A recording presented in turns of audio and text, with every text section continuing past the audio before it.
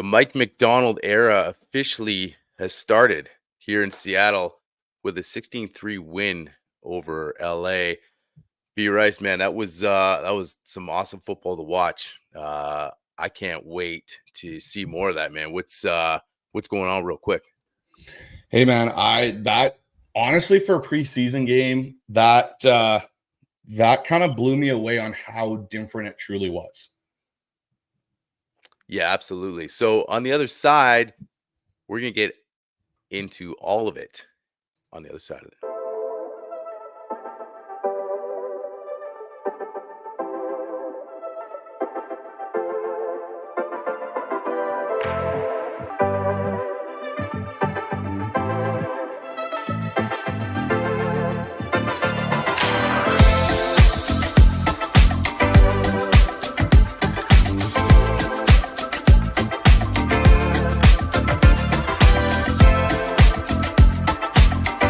Sound.com.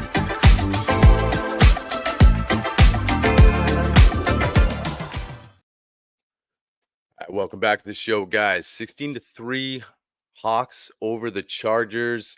Man, so many things to take away from this game tonight, man. Let's kick it off right away, man. I know you and I were talking before we came on live here, talking Sam Howell. Like, he got a lot of criticism throughout camp, right off the hop. I think it was, even as early as day 1 and 2, how inaccurate he was. Short hopping the ball, just didn't look good. And then we see him come out tonight and just look like a quarterback that was composed. You and I discussed how he was throwing the ball away. That was nice to see. When it wasn't there, lived to see another day. So, super composed in that pocket. Ryan Grubb had some nice quick hitters, got the bubble game, screen game going a little bit there. And the run game sort of all combined there. But man, as far as Sam was concerned, just looked really, really comfortable, man. What was your takeaway with Sam and that offense for first preseason game here? The thing that I kind of took away from it, honestly, was Sam's a gaming quarterback. Like, he's a gamer. We've seen drastically throughout the couple weeks of the training camp here how the reporters are saying he's hitting the Boeing sign and way outside the sidelines. He's inaccurate and he's this and he's up and down. And sometimes guys are better game players than they are practice players. Like, Brett Favre was not a great practice player. You can listen to all the coaches he ever had. But when the lights came on, the guy could play. I'm not obviously comparing Sam Howell to Brett Favre, but what I'm saying is for Sam, he probably plays better with the adrenaline of the game and having the bullets flying live. The one thing for me that really, really impressed me tonight with Sam Howell was his decision-making on not forcing the ball. If he didn't like it, he either took off with his legs or he threw the ball away. Those are growth areas for Sam Howell, where you look at last year, Sam Howell probably tries to make an extra play happen or throw or something, and it turns into an interception. He was 16-27 for 153 yards and a touchdown in basically 2.5 quarters worth of work. That's pretty good for a guy that is learning this offense for the first time, going through the ups and downs of it, and not playing with a whole starting group of offensive linemen or receivers or anything like that. I thought that was a really good showing by Sam Howell.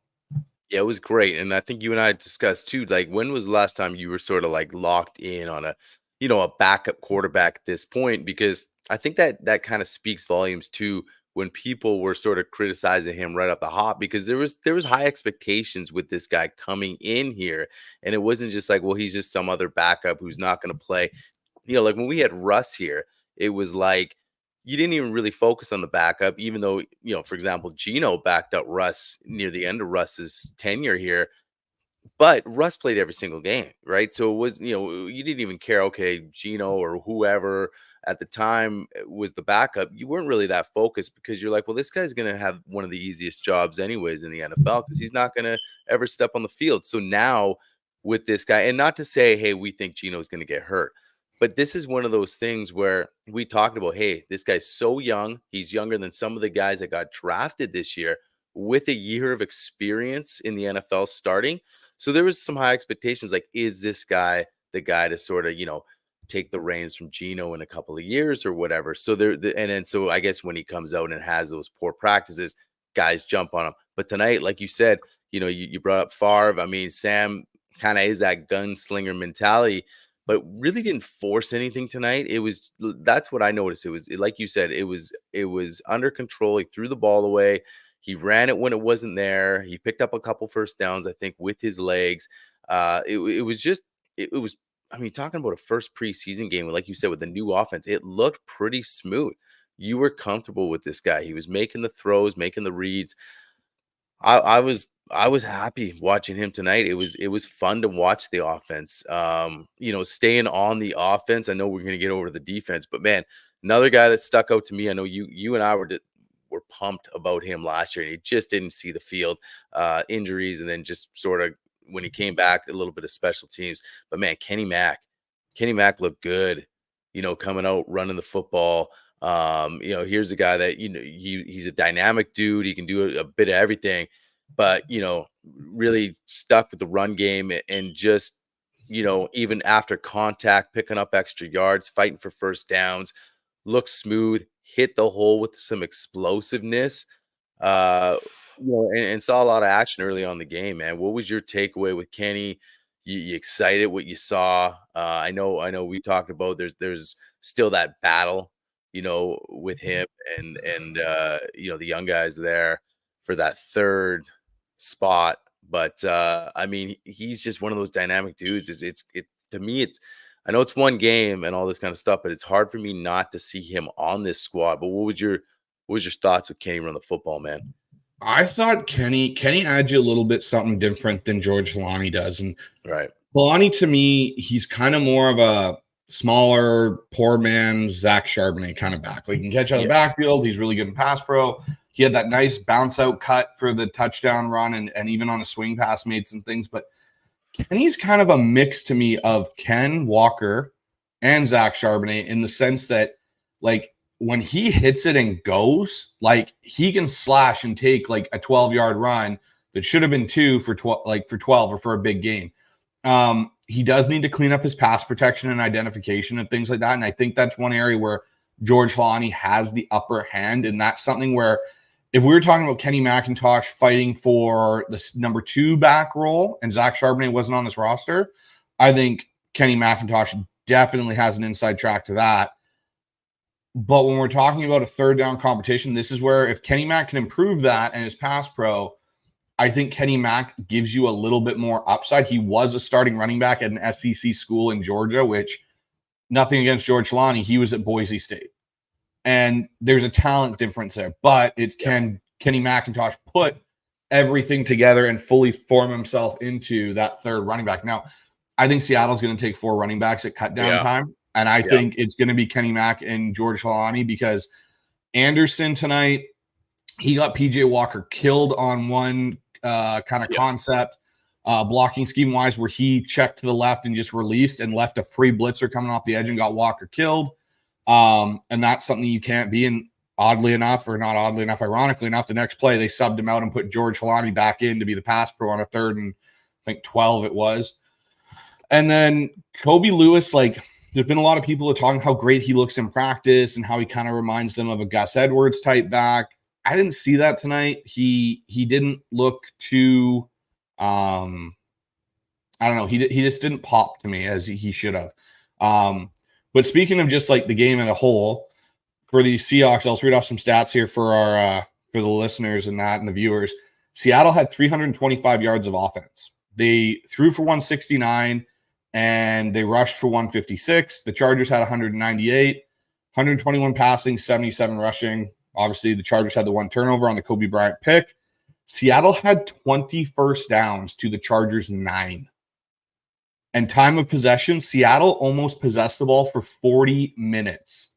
When was the last time we have ever said a Seahawk offense, preseason or regular season, has ever possessed the ball by an 18-point or 18-minute differential from the Chargers? The Chargers only had it for 20 minutes. Seattle had it for 38, basically 40 minutes of that game. Like, that to me is so different. And that's the one thing I think people don't understand about Ryan Grubb's offense. It's all high flying in that from Washington, but they would win time of possession. Like that first touchdown drive, I think it was a 12-play, 59-yard drive that took up almost 6 minutes of the quarter. Like, That's what we need as an offense. Stay on the field. Force that team to have to make big plays because they don't have time, which plays into the Mike McDonald defense, I think, in a lot of ways. Well, and that's the thing. I think that's what you exactly want when you if you're Mike McDonald. You want to play that possession game. And like you said, how refreshing is it that we're not the team going 3-0 that you saw the Chargers do. No third down conversions in the first half for LA. That's something that's a stat that sort of is familiar with us in years prior, with our offense, just 3-0, 3-0, right? We were the worst in third downs. Now you said, look how long that drive take. Well, what else does that do? That rests your defense. And, and then they can come out, pin their ears back and stay explosive like we saw. How many guys swarming the ball, talking about the defense. Like how many guys were just amped on the sidelines about other guys making plays, the energy. Like that's the biggest thing. We can talk about stats, but you talk about just it looked like a group of guys that so far are buying in. And that you have to continue that throughout the year. You go through a tough stretch. Okay, is the message still getting across? So that is yet to be seen. But as we're sitting here right now after this game, you just the body language of the guys. And you talk about it. You talk about some of these guys that they do have that we're going to talk about. But the mentality of the guys, the attitude. You and I talked before we got on about the attitude. You want to talk about the 5 fights that some of the media is crying about at practice. Well, you and I love that because look, you saw something on display too. You don't think that's a carryover of what's been happening at practice, the mentality, the fight, and then they want to go get after another team tonight, and they did, and that's what you want to see. Guys like Spoon, Wolin. Talk about Wolin that first quarter, just everywhere, blanketing guys, making plays. You and I talk about Wolin a lot this offseason, saying, okay, how's he going to respond with a Mike McDonald? And so far, it's looking like okay, he knows that he has a certain role in this team, and he's going to work. And that's what you like to see. And like I said, you got guys like Spoon that you're not gonna have a bunch of spoons, but that kind of mentality can rub off on other dudes. And that's what's exciting to see. You want to talk about guys, Byron Murphy, man, Derek Hall, some of those guys in line. What would your takeaways away from those boys tonight? Like, just, I mean, Byron just looks like we made a nice little pick there at 16, man. Thus far. When you're getting double teamed as a rookie in your first preseason game, that's a pretty good sign that you've got some talent. And the thing that I like tonight, though, and this is what I was watching for, is how much did Mike McDonald bring true pressure? Like, how many times did he outman the amount of blockers the offense had? And he didn't do that a lot. There was such a simulation of pressures, and that defensive front just got off and took off on the quarterback. And you could see Easton Stick, and I know Justin Herbert wasn't playing, but there was such a collapsed pocket. He really never got comfortable. And there was one play, I think it was in the second quarter or maybe the first, and Easton Stick steps up. There's nowhere to go. He starts bailing out because Byron Murphy is getting double teamed and driving the guard and center back. And he bails out left. And I was like, all of a sudden, this like bolt came out and across in a white jersey. And I was like, who's that? Sure enough, it's Boy Mafe, who had dropped off and had just taken off and batted the ball down in Stick's face. And I was like, those are things we didn't see in the Pete Carroll defense. We didn't see this creativeness of using all these pieces. And for me, that's one thing that got me really excited tonight, was just seeing how you look at all this talent. It wasn't a lack of talent last year. I think it was really a lack of coaching and using that talent correctly. And we haven't even touched the tip of the iceberg on how good this team can be. Yeah, and that's the thing you and I discussed. Like, it wasn't about lack of talent. It was like, sure, we've added some talent. We John made some nice moves like John does, right? But you talked about how we sort of rolled back almost the same offense. Obviously, DK Tyler, they didn't play tonight. But we pretty much rolling in the same offense, but excited about it this year. Like, we thought, hey, we had the pieces last year. Obviously, Shane Waldron is not the guy. And so we come in this year, essentially the same dudes. And we have this different, we have a sense of excitement. Like how many fans of teams that roll the same offense that, were last and third down conversions and, all these other poor statistics, that you come back the next year with almost the same personnel on offense, and you're like, wait a second, we're excited because you know what you had. You know the dogs we have, and the frustration as Seahawk fans throughout those games, like you and I talked about, like what's the identity even of this team on offense last season? And that was the thing that you just frustrated the hell out of you. So now, we saw a lot of the run game on display with those, the guys that are fighting for the third spot. And like you said, maybe there's four guys. It was great to see. That's what you're getting out of those guys. I know Zach played a little bit. He didn't play might have played a series. But once Ken Walker hits the field, come showtime, and you just, like you said, Ryan Grubb, a lot of people just thought it's just gonna be airtime, but there's a lot of that running game and time of possession that is involved in his offense, that you have the pieces, you have these guys. But my biggest takeaway, and we'll talk about a few other guys, but my biggest takeaway, honestly, and I said it just a few minutes ago, but just the overall body language and just, I mean, didn't Mike McDonald just look so comfortable out there as his first game as a head coach? He looked like a 5-year guy. He just looked like he's been doing it, and it was awesome to see. And no disrespect to Pete and the other guys. I mean, you and I know there's some guys on the staff that we didn't really think, but I mean, Pete's obviously a legend. But it was just this era now. It's talking about it all off season, and now finally getting to it and seeing them on the sidelines. It was awesome. Yeah, no, it was great to see it. It was great to see what that vision looked like. Like even Byron Murphy here in his press conference, they asked him what he thought of the defensive performance. He said it's a total boost. Now we can really see the vision after this game. The defense is ready to take it up a notch. So I think that's the thing. When people were talking about, oh, why is this team getting into all these tussles and fights and whatever and all that stuff, like that's not something that really occurred a lot with Pete and so on. Part of it is I think they were getting tired of the fact they hadn't been able to take what they were learning and do it against someone that had never seen it before. Right. Now you listen to Byron Murphy, who's a rookie, talk about we can now really see the vision after this game. Part of that was, hey, does this coach really know what the hell he's talking about? Now that they've seen it in live action and see what they can actually do with just the very bare minimum. The bare minimum, like it was not extravagant at all what Seattle did tonight. They basically were in a base the entire time. But you can see how much Mike McDonald's defense relies on quarterbacks to actually read pre-post snap plays and go through their progressions and in a quick amount of time try and find somebody open. Pete Carroll was very much of, hey, look, this is what we're doing. We're just going to try and beat you with it. Mike McDonald's like, no, here's smoke and mirrors, and you don't know who's coming from where and where everyone's dropping. Like, man, the Seahawks realistically tonight probably should have had 4 interceptions. They had Pritchett had 2 go off his hands. Woolen had 1 go right through his hands. Yeah, I mean it was tough, but just out of his reach. But he was there. He was in the right spot.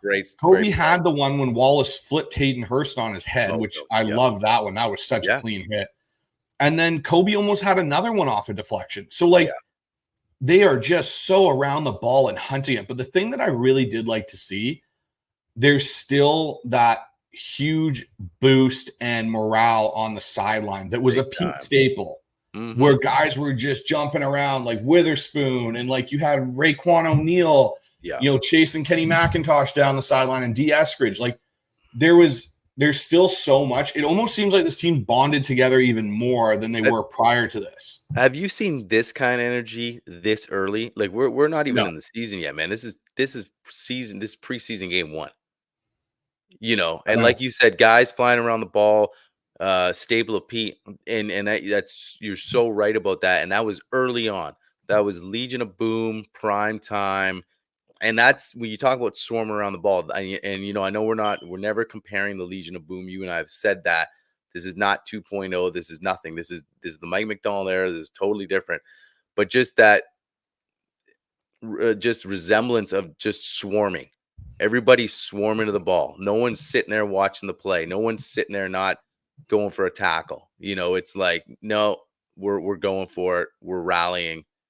And that's what I saw, and that to me is a sign of a buy-in and just everybody rallying with each other. if it's the fourth stringer out there and Spoon's on the sideline, or Leonard Williams on the sideline, everyone is engaged, and like I said, we're not sitting here jumping ahead and being like, hey, they're going all the way to the NFC Championship.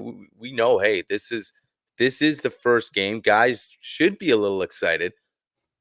Third game preseason, does it look the same going in the season? And then when we, as we go on, how does it look? And you and I weren't putting a win total on, and then we started, like a lot of other guys, we're doing the same thing. And then as this team's coming together, and okay, we're competing, but we still want to see how is this team looking and responding in November, in December, and that's kind of going to be a sign of how Mike's message is getting across. But just talking about tonight, it sure looked like, and because we've already been at a few weeks of camp now, that guys are really buying into Mike. And like you said, some of the guys that were around the last few years, and it's human nature. You kind of, the message was getting old.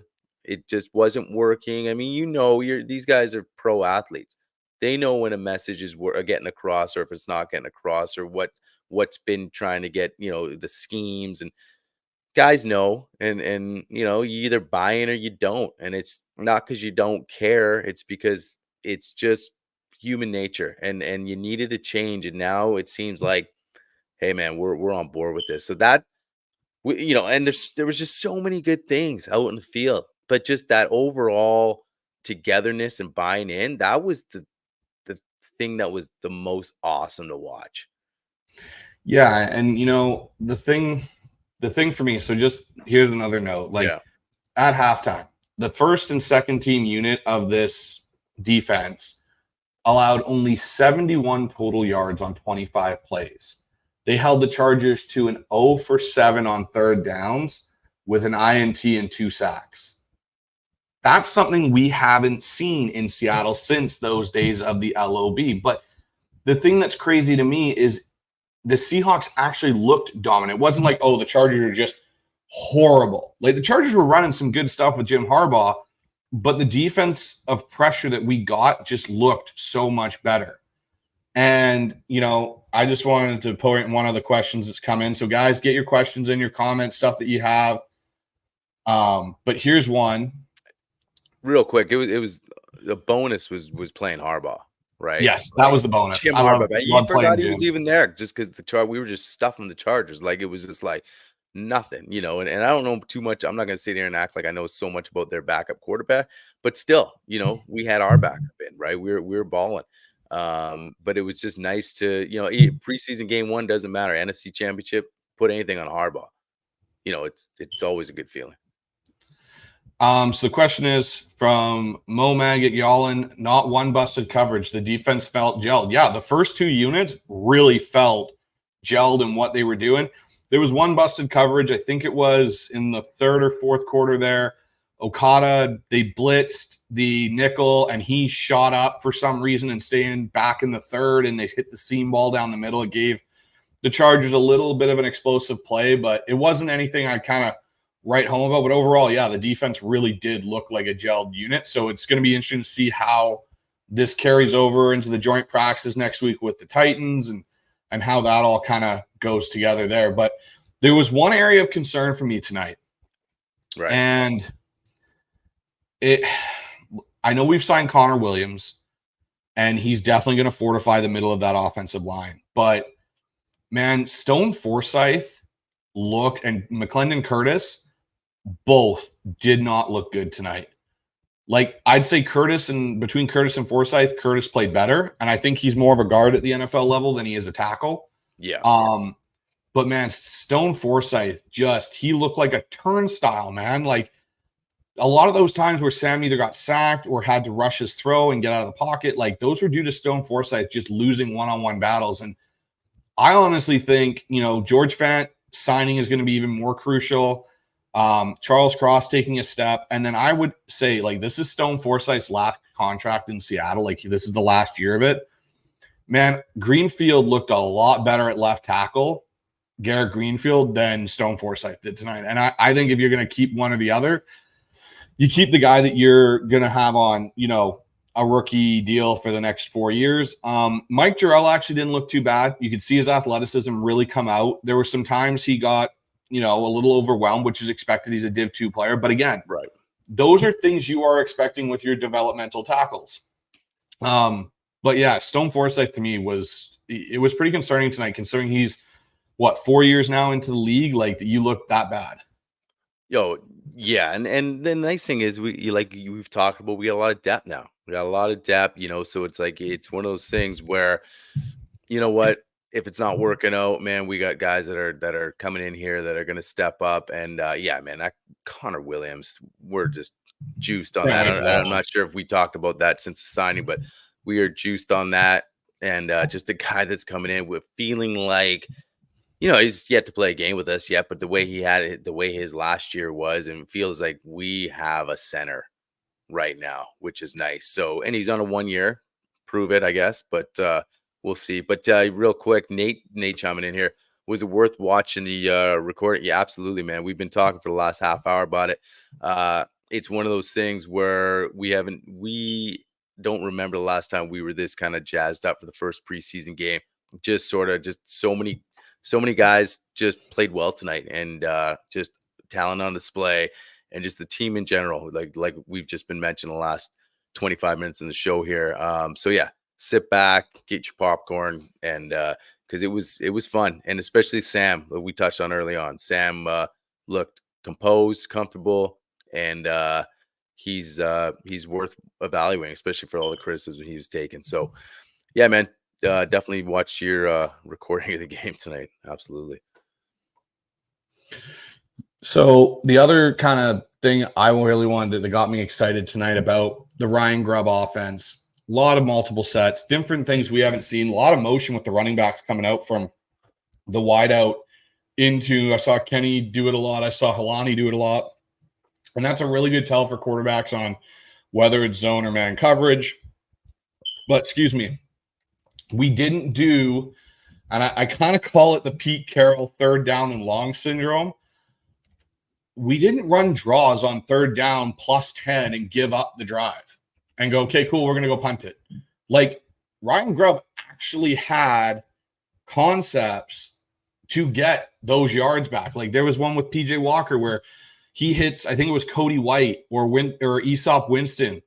And it was like, holy crap, like, we're actually pushing the ball vertically down the field into those areas. And it was like a revelation to see. It was like, how didn't we have this before? And I think a lot of it was Pete Carroll was so set on playing his defense. Like, I can see there's a bit more of a aggressor mentality with Mike McDonald as a head coach already, where he's like, no, let's just go for it. And he's probably got that from Jim and John Harbaugh and being in their, coaching staffs. Because I remember, and I think Mike McDonald talked about it in his opening press conference, when he was a linebacker coach, when the Ravens came here, it would have been 4 years ago. I think it was Lamar's first MVP season.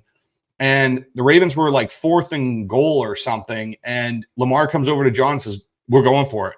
And John goes, yep, we're going to go for it. And they went and got it. And it was like, those things didn't happen with Pete Carroll. Like, you weren't going to convince him really into those things unless it was early on when the LOB was there to back him up. But honestly, like, there was a lot of things, I'm just looking at some of the notes from the Mike McDonald press conference today. He says the guys in the back end communicated really well between Jenkins, Love, Kayvon, and Kobe Bryant. I think that was evident today. I think Kobe Bryant really showed he's a safety.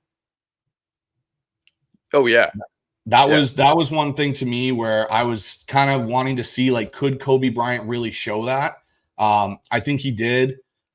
This was something that was interesting. I don't want people to take this out of context, but there's something interesting that Mike McDonald said. I guess it was into the learning experience between going from offense to defense.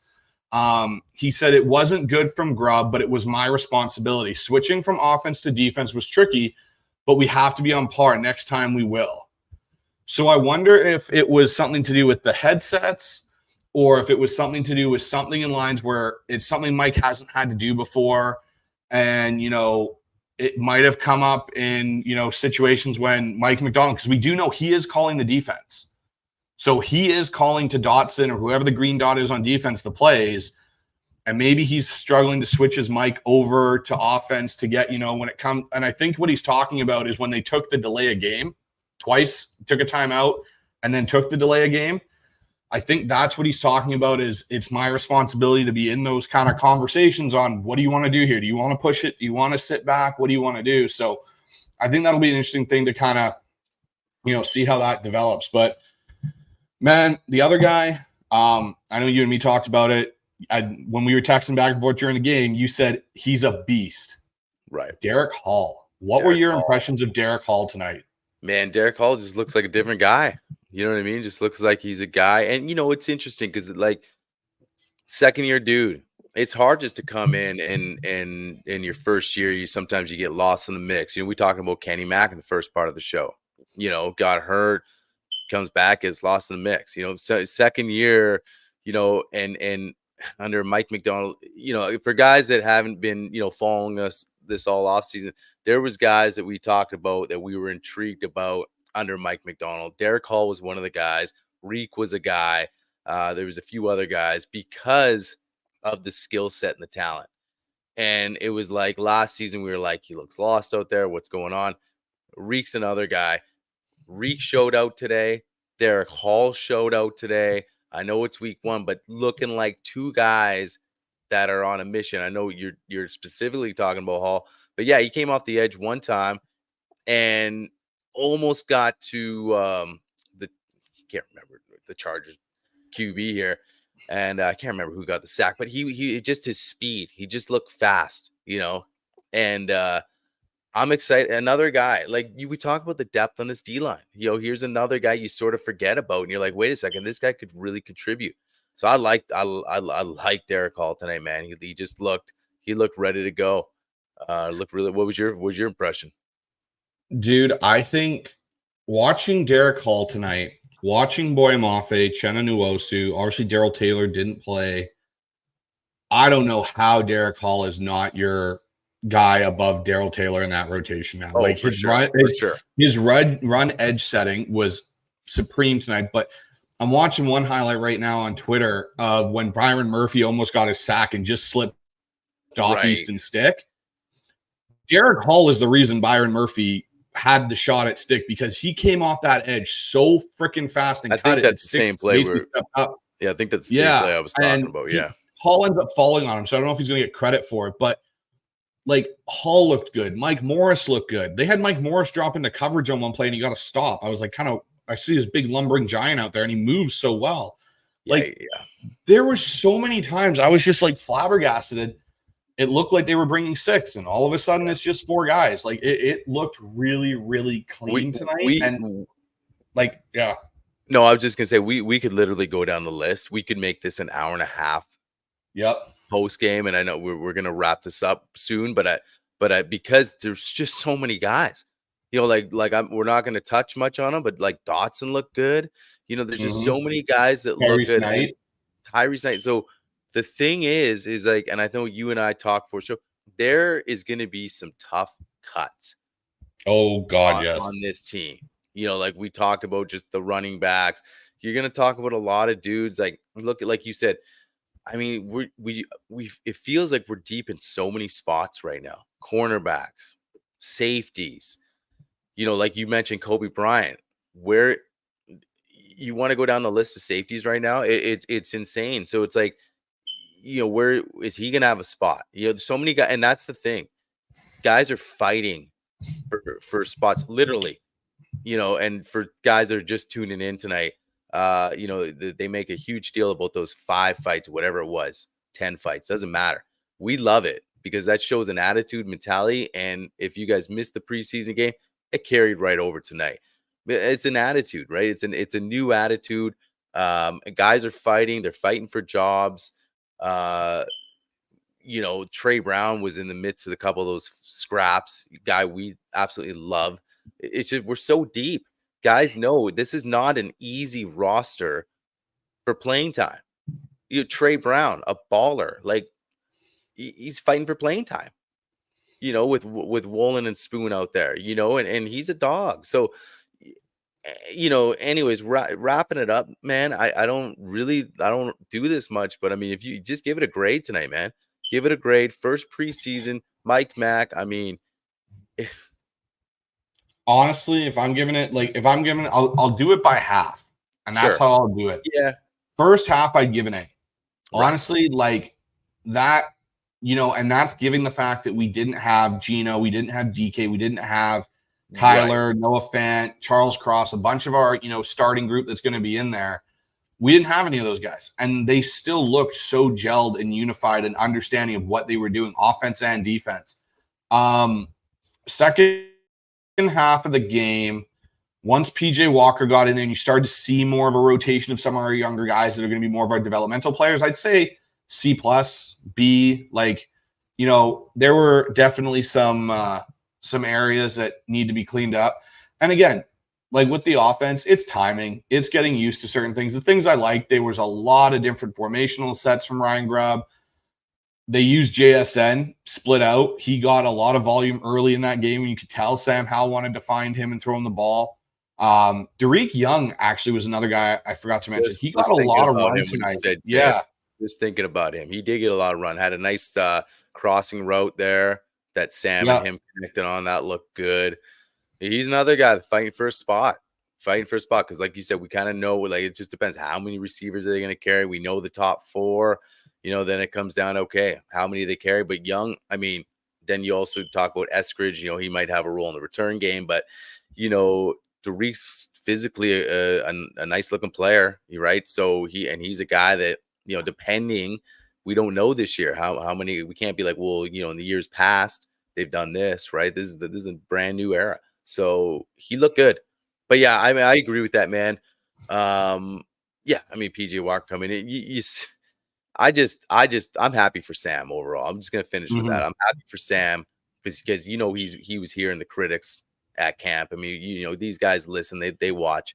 So I'm happy for Sam. Came out, lights are on, and he played great. So yeah, especially, I mean, as great as you'd expect him to play, first game, preseason, new offense, new team, so hats off to him, man.